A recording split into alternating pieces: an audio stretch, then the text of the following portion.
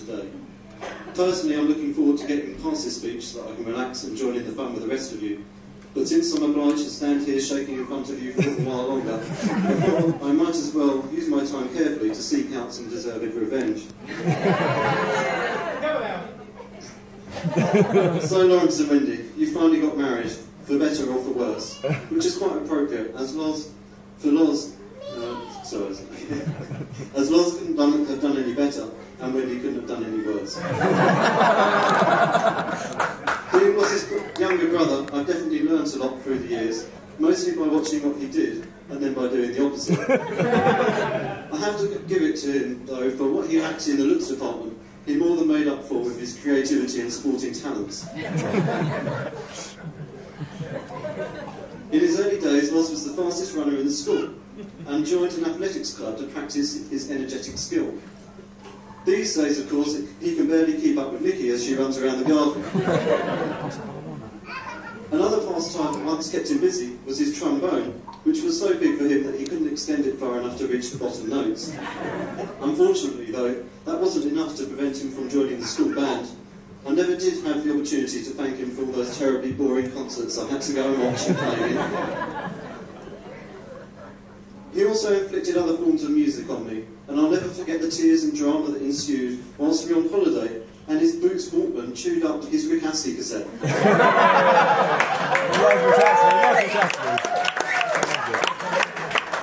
Thankfully, he was able to find a replacement copy just days later, and his life was back on track. Another major interest Loz had whilst growing up was graphic design.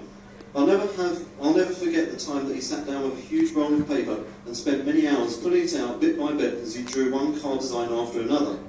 He was truly talented at this and was convinced for several years that he wanted to be a car designer when he grew up. Until, that is, he began to realise that the cars he was designing were decades ahead of the boring models that most manufacturers would actually have the confidence to release. It was about that time that his fashion sense and music interest began to change.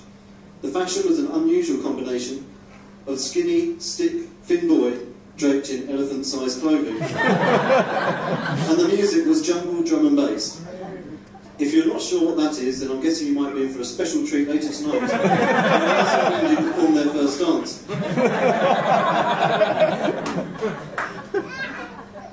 This time his musical interest stuck, and even rubbed off on me, as Loz would spend hours upon hours producing tunes on the Amiga in his bedroom. Being a truly dedicated junglist, there was one specific year when he managed to attend no less than 55 jungle nights. He developed a reputation amongst his friends for always being able to stay out until the end of the night, although on most of these occasions he'd be found passed out asleep on top of the loudest speaker you could care to imagine, which is quite remarkable talent, I'm sure you'll agree. A few of Loz's stranger pastimes include blowing bubbles from his mouth, tapping beats with his hands, and pulling out his eyebrows one by one. But the one that should probably have Wendy worried the most is his Victor Mildrew-like passion for writing complaint letters. I just hope that this trait doesn't become too much worse as he gets older. My other main duty as best man was to organise the stag do, and after some careful consideration and planning, we decided to embark upon a joint stag do, pairing up Loz with his fellow long-time friend and husband-to-be, Phil. I tried to word that differently, but I couldn't think of another way. So 100 or so emails later, 24 men found themselves in Amsterdam on a bar crawl with Loz and Phil dressed as Batman and Robin. I'm pleased to say that everybody survived to tell the tale, and hopefully we'll look back on that hectic weekend with lasting good memories. Certainly there were a few lessons we learned about travelling.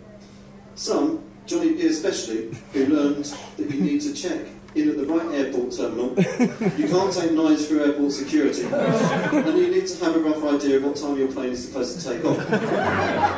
Then there was also Pete, who decided to go by coach, but despite having arrived 30 minutes early at the station, fell asleep. And then missed his coach by 5 minutes. His journey back home took 13 hours. I'd just also like to say a special thanks to Spen, who helped me arrange that momentous weekend. Unsurprisingly, I can't really tell you much about Wendy's hen nights. except that Michelle still doesn't like llamas, and that apparently if a group of girls go to a nightclub dressed in cowgirl costumes, they will attract unwanted attention from men. So, having been married for over 2 years, I felt it would be appropriate to offer Loz some advice about marriage. I scratched my head for a while, and then went looking on the internet. After a while I found some really good stuff. Unfortunately, it had nothing to do with the wedding. So I looked again, and eventually found these 2 useful tips. Number 1, never go to bed on an argument. Always stay up to argue. And number 2, the best way to remember your anniversary is to forget it once.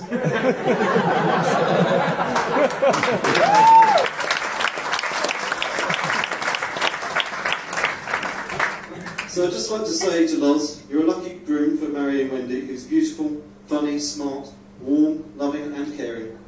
She deserves a good husband, and so thank God she married you before she found one. So finally, I'd like to propose a toast to the happy couple. May I invite you to stand and raise your glasses for Wendy and Lawrence.